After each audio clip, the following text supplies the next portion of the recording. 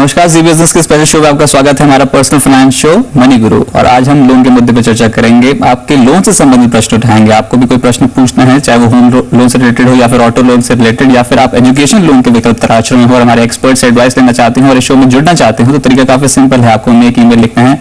हमारा email ID note करें, moneyguru@zeenetwork.com। यहाँ पे जाकर अपने डिटेल प्रश्न लिख के भेज सकते हैं लोन से जुड़ा हुआ, और साथ ही साथ आप हमें SMS भी कर सकते हैं। मोबाइल के टेक्स्ट राइटिंग बॉक्स में जाएं, कर्ज लिखें, KARZ कर्ज लिखें, उसके बाद अपना सवाल लिखें लोन से जुड़ा हुआ, और हम भेज दें 57575 पर।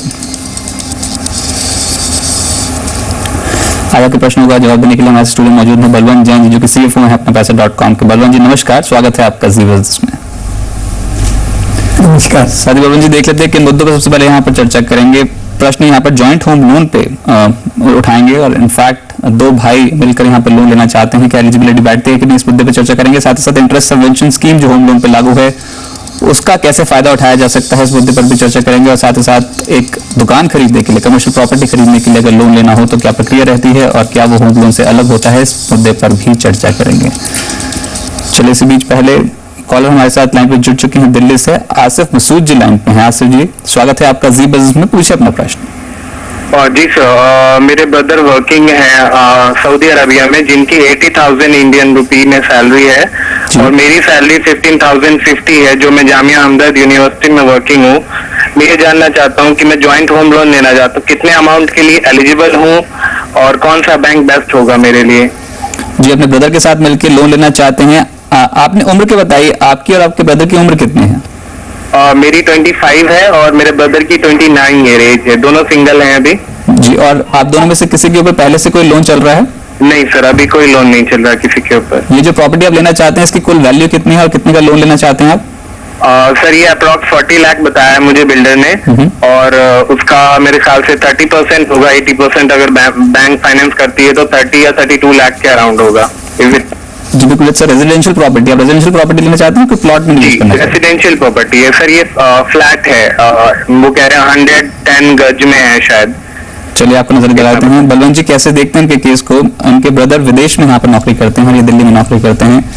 क्या एलिजिबिलिटी बैठती है? क्या वैसे बैंक कंफर्टेबल होता है दो सगे भाइयों को लोन देने में? और अगर इनके केस में एलिजिबिलिटी बैठती है तो कितना इनको लोन मिल सकता है? कुल मिला के लगभग 90,000 के आसपास, 95,000 के आसपास यहाँ पर हर महीने इन दोनों की कुल सैलरी निकल के आती है। देखिए रजत जी, ऐसा है कि आसिफ जी को जो ब्रदर के साथ ज्वाइंट लोन लेना है, तो नॉर्मली मतलब एवरेज जो बैंकर है वो कंफर्टेबल नहीं है। कुछ बैंकर्स हैं, जैसे कॉर्पोरेशन बैंक है, ICICI बैंक है, इंडिया बुल्स है, या रिलायंस का जो पर्सनल फाइनेंस डिवीजन है, वो स्पेसिफिकली बोलते हैं कि हम लोग we will accept brothers as a co-borrower. तो और उनके ब्रदर की, जैसे जहां तक सऊदी अरबिया में है, तो उनकी जो आइडेंटिटी प्रूफ है, इसके अलावा उनकी जो पासपोर्ट है, वीजा है, ट्रक लाइसेंस है, और सैलरी से जो रिलेटेड जितने भी ओरिजिनल डॉक्यूमेंट है वो उनको बैंक को बताने पड़ेंगे।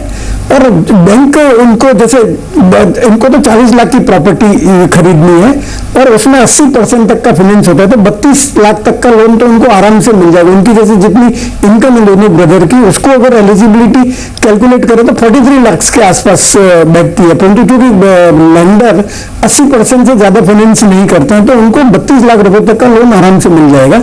और जो भी, जैसे उनका अगर क्रेडिट हिस्ट्री अच्छा है, कोई ब्लॉट नहीं है, तो 10.5%, 10.25% में उनको आराम से लोन मिल जाएगा। जैसे स्टेट बैंक की स्कीम है, 10.25% 30 लाख तक के लोन के लिए है, और 30 लाख के ऊपर 10.40 है। और एक बात और ध्यान रखनी पड़ेगी इनको कि जो स्टैंप ड्यूटी और रजिस्ट्रेशन है, उसका पैसा उनको खुद के पॉकेट में से देना पड़ेगा, वो लोन की एलिजिबिलिटी में कंसिडर नहीं किया जाएगा। चलिए, चाहे दोनों में मिलकर इन्होंने प्रॉपर्टी ले भी ली, तो पर आप क्या मानते हैं यहाँ पर, जैसे विदेश में ब्रदर यहाँ पर नौकरी करते हैं, तो क्या इनके लिए कंफर्टेबल हो? क्या कुछ प्रोसेस यहाँ पर डिफिकल्ट रह सकता है लोन लेने के लिए? किस बैंक से संपर्क करें, प्राइवेट सेक्टर में या पब्लिक सेक्टर में? और साथ ही साथ लोन किसके नाम पर लेंगे तो ज्यादा फायदा रहेगा इनके लिए?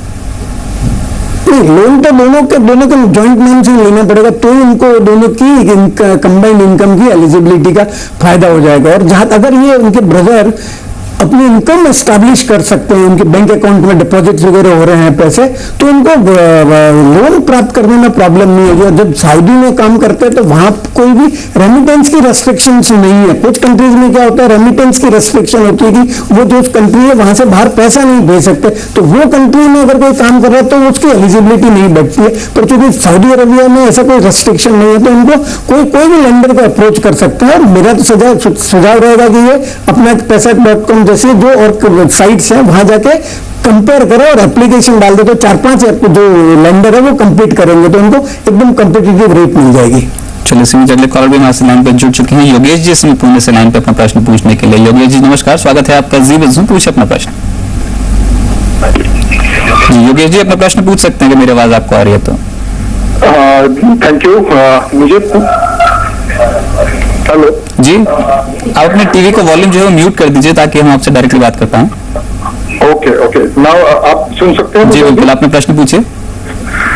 मेरा सवाल ये था कि मैंने एक्चुअली होम लोन लिया है पंजाब नेशनल बैंक से। जी होम लोन सैंक्शन हुआ था 16,95,000 रुपीज का जी और मेरे प्रॉपर्टी की वैल्यू है 18,50,000। मगर मैंने एक्चुअल डिसबर्समेंट लिया है 13 लाख रुपए का जी और मेरा पोजीशन ड्यू है नेक्स्ट मंथ, मगर मैंने ईएमआई भरना 2010 में जब लोन सैंक्शन हुआ तो तब से चालू कर दिया है। जी तो जो अभी फाइनेंस बजट में आया था 1% interest subsidy on loan below 15 lakh, वो मैं फैसिलिटी अवेल कर सकता हूँ क्या बैंक से? चलिए आपका क्वेश्चन बिल्कुल ठीक है, पर आपने जो लोन का अमाउंट बताया है 16.95 लाख का जो आपने लोन लिया, हालांकि 13 लाख ही डिसबर्स हुआ है, तो दोनों ही राशि यहाँ पर 10 लाख से ज्यादा बैठते हैं जो उस समय के मुताबिक यहाँ पर इंटरेस्ट सब्सिडी मिलने का लोन का मैक्सिमम क्राइटेरिया था। पलवन जी कैसे देखते हैं कि इनको यहाँ पर इंटरेस्ट सब्सिडी मिल सकती है? इनका लोन अमाउंट थोड़ा एक्सीड हो गया है यहाँ पर, क्या सब्सिडी के लिए अप्लाई कर सकते हैं ये?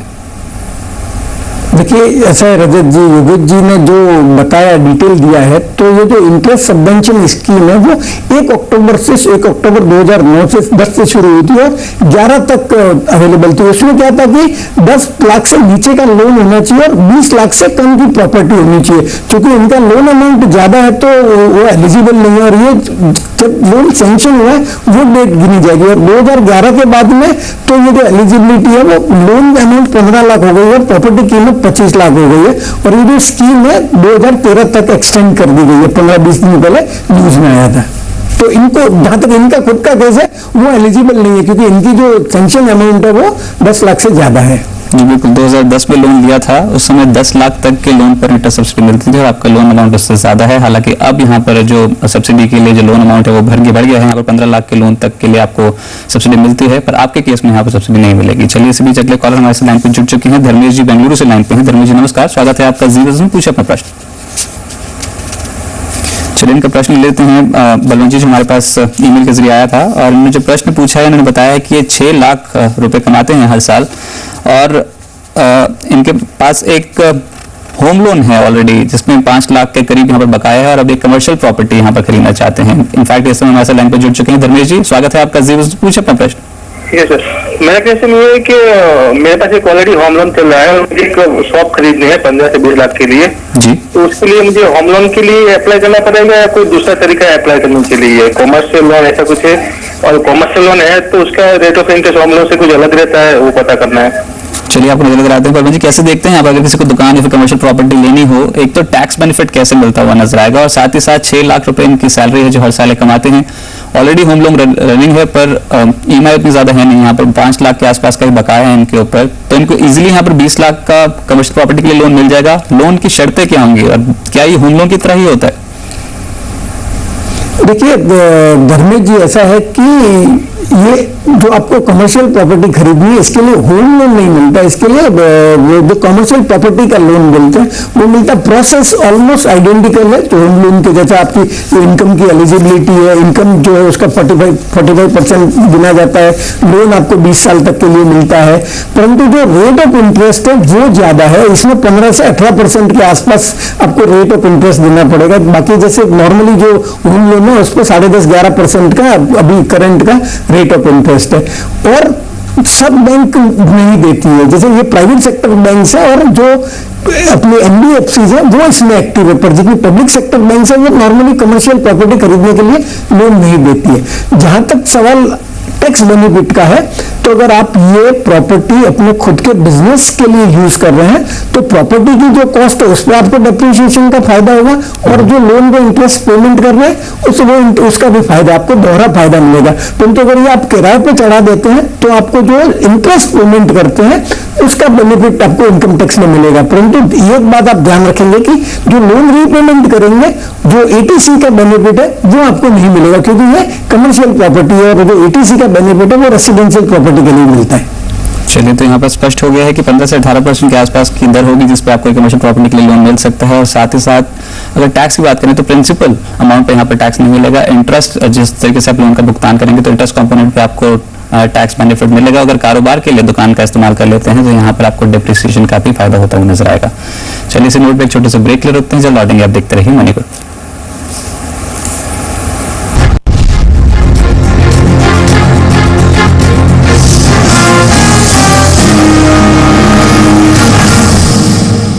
ब्रेक और मनी गुरु में आपका स्वागत है। आज लोन के मुद्दे पर चर्चा कर रहे हैं और आपके लोन से संबंधित प्रश्न उठा रहे हैं। इनका जवाब देने के लिए हमारे स्टूडियो मौजूद हैं बलवंत जैन जी, जो कि अपना पैसा.com से हैं, वहाँ के सीएफओ हैं। साथ साथ आपको बता दें किस तरीके से आप इस शो में पार्टिसिपेट कर सकते हैं और अपने लोन से संबंधित कोई प्रश्न हमारे पास भेज सकते हैं। तरीका काफी सिंपल है, आपको हमें एक ईमेल लिखना है moniguru@gmail.com हमारा ईमेल आईडी है। यहाँ पर जाकर अपने डिटेल प्रश्न लोन से जुड़ा हुआ भेज सकते हैं। साथ ही साथ आप हमें कॉन्टैक्ट नंबर जरूर मेल करें ताकि हम आपसे संपर्क कर पाएं। इसके अलावा हम एसएमएस भी कर सकते हैं। मोबाइल के टेक्स्ट राइटिंग मैसेज बॉक्स में जाएं, कर्ज लिखें के RZ कर्ज लिखें, अपना सवाल लिखें, हमें भेज दें 57575 पर। चलिए, भरत जी से मैं पुणे से लाइन पर प्रश्न पूछने के लिए। भरत जी नमस्कार, स्वागत है आपका। जी पूछे अपना प्रश्न। सर नमस्कार, मैंने SBI maxi gain housing loan लिया हुआ है जी, और अभी इसका मेरे करंट जो इंटरेस्ट रेट है वो 12.75 चार्ज हो रहा है, जो कि एग्जिस्टिंग रेट ऑफ इंटरेस्ट से काफी ज्यादा लग रहा है। जब मैंने लोन लिया था तो 10.75 पे दिया था। पर ये जो लोन था ये फ्लोटिंग पे ही था लोन? जी हाँ, फ्लोटिंग रेट ऑफ इंटरेस्ट पे था। मैंने 19,80,000 का जो टोटल लोन लिया था। आपने बैंक से ब्रांच से संपर्क करने की कोशिश करी, उनको बताया अपना केस? नहीं, अभी मैंने एक्चुअली ये मेरे हाल में मैंने भी नोट किया है कि मैंने अभी ऑनलाइन चेक करना स्टार्ट किया, तब मैंने देखा था ये चेंजेस।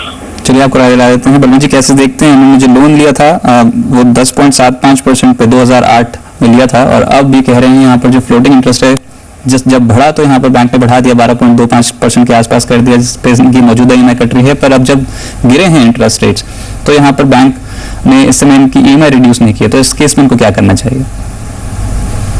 देखिए भरत जी, ऐसा है कि अभी स्टेट बैंक की एक स्कीम चल रही है जिसके तहत जो भी फ्लोटिंग रेट के जो लोन जिन्होंने लेके रखे हुए हैं वो 1% पेमेंट करके जो रेट ऑफ इंटरेस्ट बैंक अभी नए कस्टमर्स को ऑफर कर रहे हैं, जैसे 30 लाख तक का 10.25% है, तो वो आप अगर 1% प्लस सर्विस टैक्स 1.13% आता है, वो आप पेमेंट कर देंगे तो आपका जो रेट ऑफ इंटरेस्ट है वो 12.25 से घट के 10.25% हो जाएगा। तो अब मेरे हिसाब से आपको ये तुरंत कर देना चाहिए, क्योंकि ये 2% का इंटरेस्ट रेट का फायदा है और आपकी कॉस्ट 1% के आसपास आ रही है, तो ये तो कॉस्ट आपकी 6-7 महीने में ही निकल जाएगी। तो आप अपनी जो जहां से लोन ले रखा है अपना उस ब्रांच को कांटेक्ट करिए, और ये ऑफिशियली अनाउंस किया है। पहले भी स्टेट बैंक ये फैसिलिटी देती थी पर अनऑफिशियली था, ऑफिशियली अनाउंस नहीं किया हुआ था, पर अभी महीने भर पहले SBI ने ऑफिशियली अनाउंस किया है, तो आप उनको अप्रोच कर सकते हैं।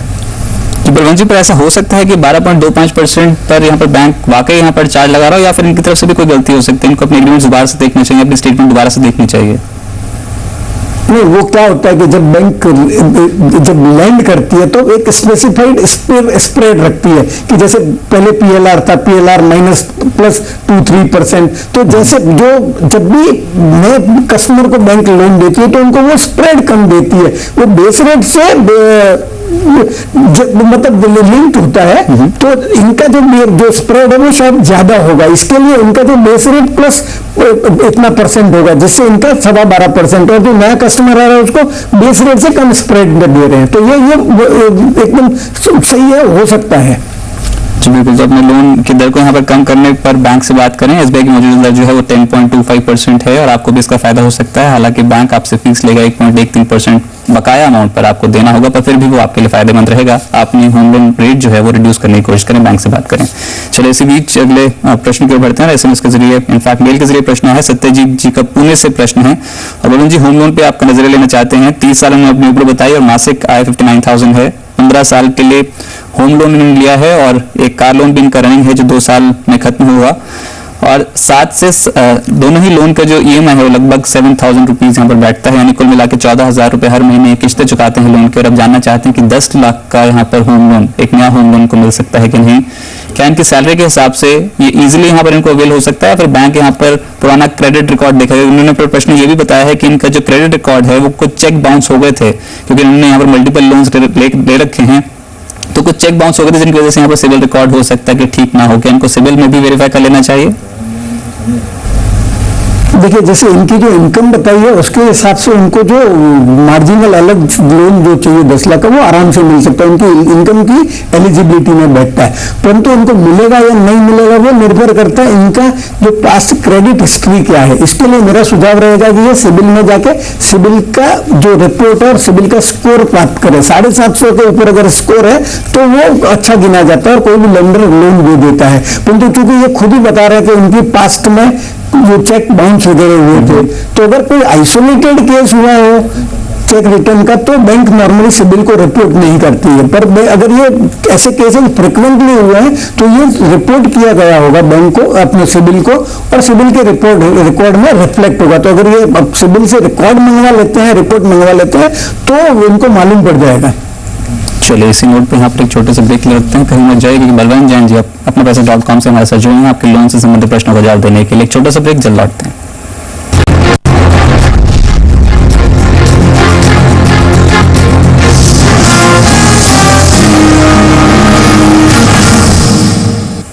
ब्रेक के बाद मनी गुरु में आपका स्वागत है। आज बलवंत जैन जी हमारे साथ जुड़े हैं अपने पैसा.com से आपके लोन से संबंधित प्रश्नों का जवाब देने के लिए। और साथ ही साथ आपको बता दें किस तरीके से आप भी शो का एक हिस्सा बन सकते हैं। अपने प्रश्न लोन से संबंधित कोई प्रश्न हो हमारे पास भेज सकते हैं। तरीका काफी सिंपल है, हम एक ईमेल लिखें moniguru@zenetwork.com हमारी ईमेल आईडी है। कॉन्टैक्ट नंबर जरूर मेंशन करें सवाल के साथ।